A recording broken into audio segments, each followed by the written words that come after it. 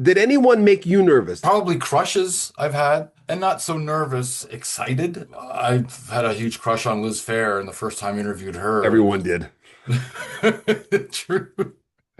Uh, um, Lisa Marie Presley, wasn't so nervous.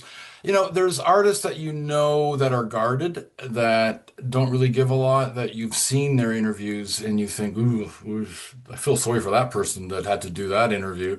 Yeah. And you go in knowing that this person can tear a strip off you or can give you nothing. And luckily, I've had with those artists like David Bowie and Mick Jagger and Madonna and Former Much Music and MTV VJ, Bill Welychka is our special guest on Rock History Canada.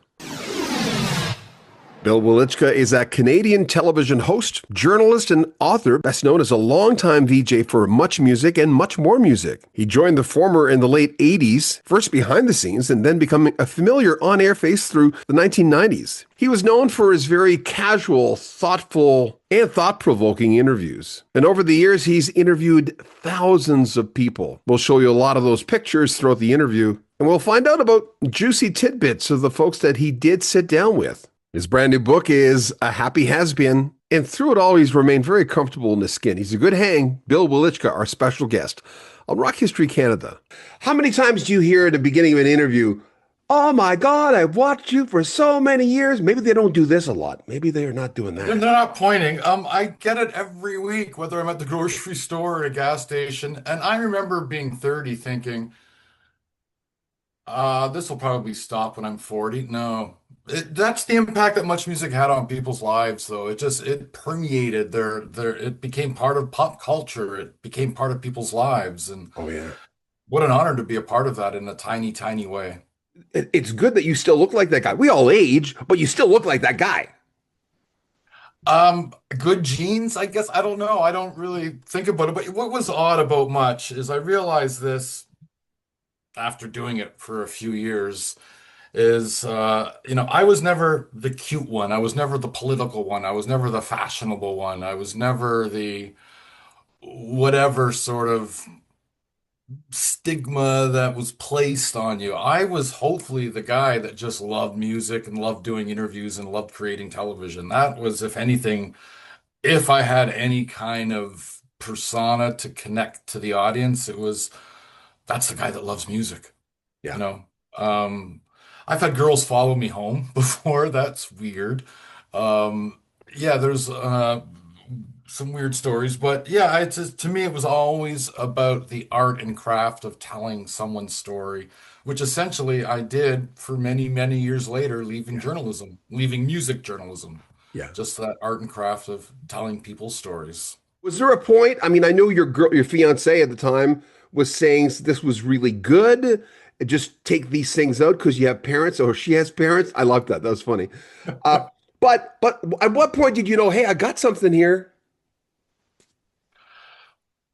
And well, the weird part is I never really sit down to write a book. It just sort of started flowing with stories one time when I was being asked to do a bunch of podcasts and stories were coming up and people were bringing up stories that I'd forgotten about and I started writing them down and organizing them and a book started to unfold when I was working on it on weekends. And it's like, okay, is my story any more important than anyone else's? No, everyone's got a great story, but did I do some things and we're blessed to be given this opportunity to do things and see things and meet people that not a lot of people have had a chance to? Yeah, I think so. And were these stories worth repeating years later? Uh, Some of them, yeah. Did the interviews that I have done speak volumes to me as a music fan, as a journalist? Did they speak volumes to fans of that artist? Oh shit, yeah. And that to me is the basis of the book are more than quotes, but ideas expressed from some artists talking about their music, talking about their craft, talking about life, talking about what everyone wants them to talk about. And so it's all in there um, combined with some life lessons that I learned along the way. And it talks about ego and it talks about broadcasting and there's a lot of stuff in there for anyone to enjoy. And one of the biggest compliments I heard is from an older woman who read it because her daughter followed me on Much and bought the book. The mother wanted to read it. She goes, I didn't know who you were. I didn't know what you did, but wow, what a interesting book. Thank you for putting it out. And I thought, wow, that's the litmus test, isn't it? How was the recall for you remembering things? Did you talk to anybody else about your own life? Not necessarily. It's weird. It's so weird. I forget what I had for breakfast this morning, but I'll be sitting at work and someone will bring up a music question and bang, the answer's right there. I don't know why. I've had this affinity and love affair with musical knowledge. And it probably stemmed from when I was a kid, looking at a record and not just listening to it, but looking at the cover and Yeah. reading liner notes and producer, what does that person do? Mixed by, just reading all the little liner notes. I've always done that with records and music. But as far as remembering, I didn't really keep. I kept some things over the years in terms of VHS tapes. I slowly had them digitized years ago of specials, interviews, my favorite artists. Not everything, because there just would have been too much. But I started to put some stuff up on YouTube. When the Much Music doc came out a few years ago, I befriended at the after party one of the librarians who now works at Bell in charge of that library. And in my opinion, it is the world's largest music, rock and roll video library in the world with interviews because they started doing interviews back in the late 70s with Iggy Pop and the New Music Show. Like things like Top of the Pops, which was a show, much music's round the clock, you know? Yep. And not just that, but Top of the Pops didn't do interviews, really. Didn't No, really do no. interview. There were great performances and Old Grey Whistle Test and all these shows from around the world that we're familiar with black and white recordings we see on YouTube, but there was no real interviews. And that's what Much Music did for years and years. And so we have a huge library and they slowly got digitized. So she was sending me things as well.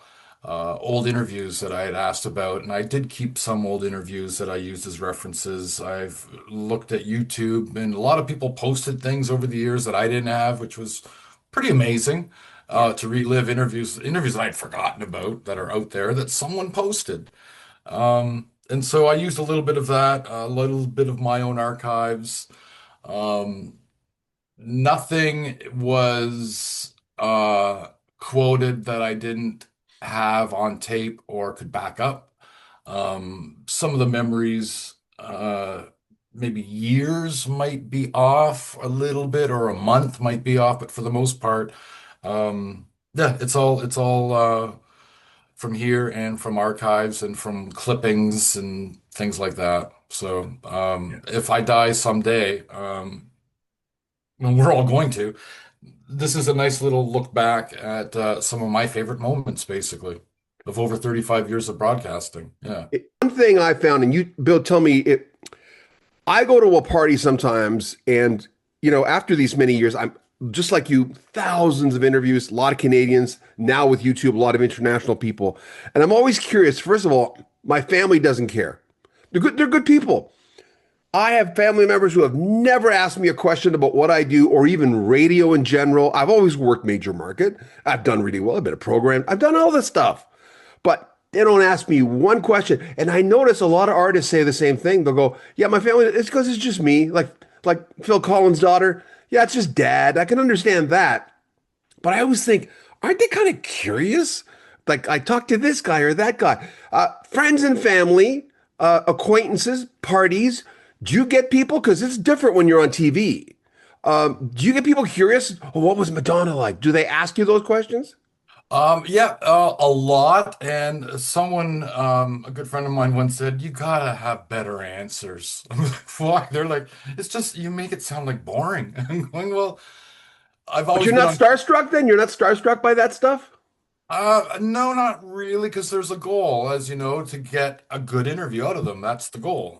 It's not until they leave the room or you're helping the cameraman, camera person pick up the lights and dismantle the equipment where you're thinking back and go, man, I just interviewed Robert Smith. I had a poster of The Cure in my locker at high school, and Like, what a great opportunity that was. What a great time that was. And okay, done. Move on. What's the next interview today, or tomorrow?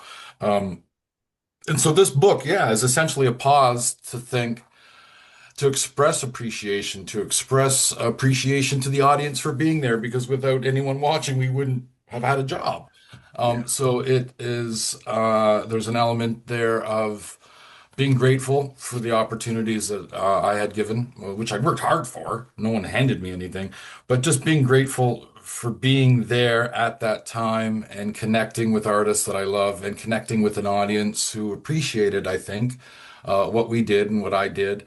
And years later to look back and think, what an amazing opportunity. Thank you. And share that with people because during the book signings, more than once or twice, there were tears from people, which I could understand being brought to emotion in a live concert. And, you see some people crying and you see some people lost in a world enjoying their favorite song. And that's the power of music. I miss MTV.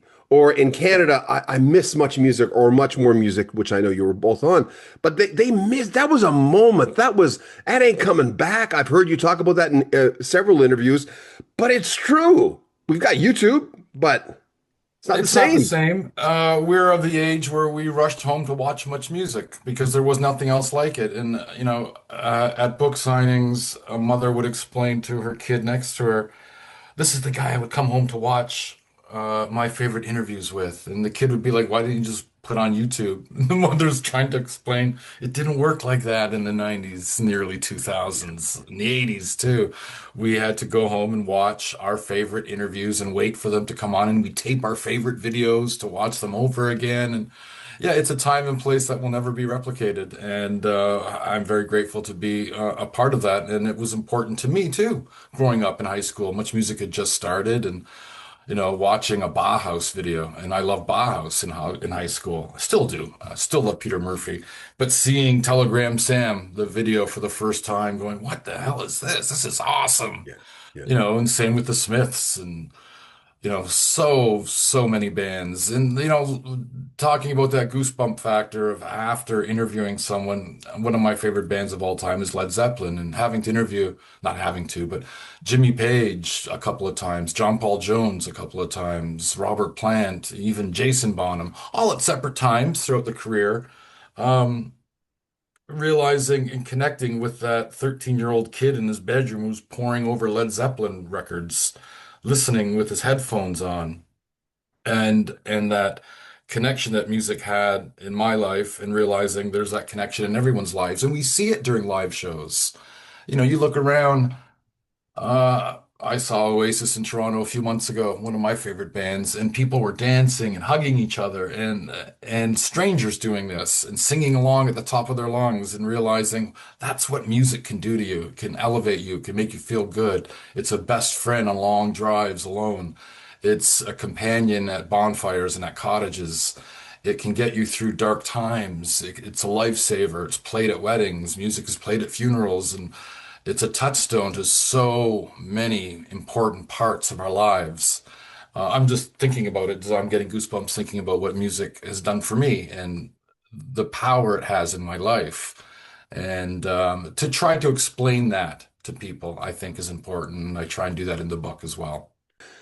That 16 or 13-year-old kid, which you touched on there, still lives in, he's alive and well and still lives inside you and very conscious and still maybe pulling some strings, but in a good way, I find. The good, more mature, hungry. When you said that about the album covers, I know that's a cliche and a lot of people say it, but it's true. And I had older brothers growing up, so, being in grade one, listening to David Bowie and Bad Company and Rod Stewart, it's like, well, I'd sneak into their rooms and listen to their vinyl. And so that was, Houses of the Holy. I remember looking at that album cover and going, well, this is the weirdest thing I've ever seen. I was in grade two, I think. And, so I had older brothers that, sort of, they weren't teaching me. I was teaching myself about music, and then and early David Bowie records. And then yeah, like years later, interviewing these people. And to me, I love those perfect circles, and I talk about that in the book, those little Yeah. moments that bring you back to a place and a time, and you have tangible, concrete connections to the past. And I don't like to live in the past. I love to live in the future. It's more exciting, I think. But every now and then I do, the book certainly forced me to look back. Doing interviews has forced me to look back. And there's nothing wrong with that. Nostalgia is uh, an interesting thing in that you don't want to live there, but it's nice to revisit every now and then. Makes you feel good, like a The- good classic song.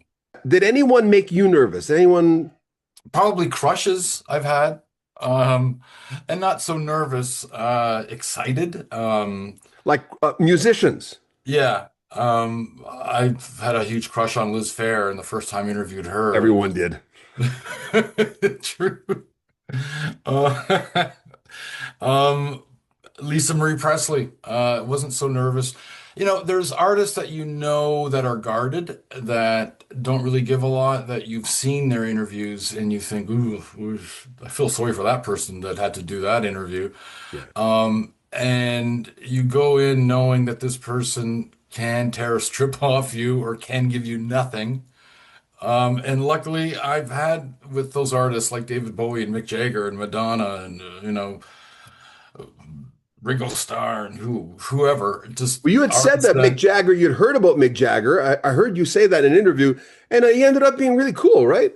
oh yeah, laughing, making jokes. I'm making him laugh. He's giving me stuff that I've never heard him say in interviews before. Yeah. And so you realize, okay, it could be a bad day they might have had before. Something could have happened where it put them in a mood. I don't know. But I'm very lucky in that I've had great opportunities. Yeah, I've been very lucky in that our artists who do have a notoriety in terms of not really giving much, I've had no problems with. Prince, a guy not knowing for doing a whole lot of interviews, I did an hour with him live on the air, and he played, was interviewed, took questions, played. This was the format for a live hour broadcast. Um, and what a great guy. He was joking, he was having fun, and I thought, there's not a lot of comparisons you can make because there wasn't a whole lot of Prince interviews out there at that time. I Um, remember it. and what a great hour that was. And it was an amazing hour. And, Prince fans are notoriously passionate about Prince and what he says and stuff. And I've heard comments from around the world that somehow this, show got aired wherever, got leaked or played and whatever. And they're like, wow, this is one of the best interviews I've ever seen with Prince. Who is that guy? Much music, there wasn't a whole lot of room to be anything but yourself. Yeah. Um, it was unscripted. No one ever told us what questions to ask. We did all our own research. You know, we could let interviews breathe, which I loved. It wasn't about the 10-second soundbite, which journalism is now, sadly, because people have a short attention span, which I disagree with because, I posted some hour specials, long form interviews on YouTube, on my YouTube channel, and they get a lot of hits, Yeah. thousands and thousands of views. I posted my uncut, unedited Robert Plant interview, and it's got like thousands of views. So I give them more credit than what um, people say, in that, yeah, we do have short attention spans, but given the opportunity, if the product is there, I think people will tune in, which is Yeah. a shame why, that much music doesn't exist anymore. And Yeah. I saw those changes started to happen, and I jumped ship before the other people were affected. So I sort of saw that coming early on. Were you the longest lasting VJ?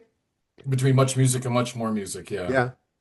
Wow. Yeah. But I realized when I was questioned if my David Bowie interview would warrant an hour special by a relatively new director of music programming, I thought to myself, oh, this is not a ship I would like to be on right now. It's David a sinking Bowie? ship. It's a sinking ship, and I'm jumping. Wow. Yeah, yeah. So then I did in Edmonton a local morning show, and then I went to Ottawa to be uh, weather broadcaster for 6 o'clock news, and then another morning show, and then in Kingston, a 5 p.m. music or lifestyle show, and then a morning show host here in Kingston, and then with Chorus Cuts last year, decided after over 35 years, maybe broadcasting is done, and now I'm selling Cadillacs and Corvettes, and yeah, at the Gananoque Chev, Gan Chev, selling cars. Remember, there's links in the description where you can pick up A Happy Has Been by Bill Welychka. I got to tell you, I love all the people who leave us feedback and comments. We read them all. Just an FYI, we have a brand new page on Facebook. If you're interested in the history of Canadian music, whether you're Canadian or not, we're going to be putting interviews on there that go way back to the early 80s. And of course, a lot of current interviews. The link is at the very top of the description. Please follow us, subscribe to this channel, and share our videos on social media. It makes a huge difference. I'm John Beaudin. This is Rock History Canada.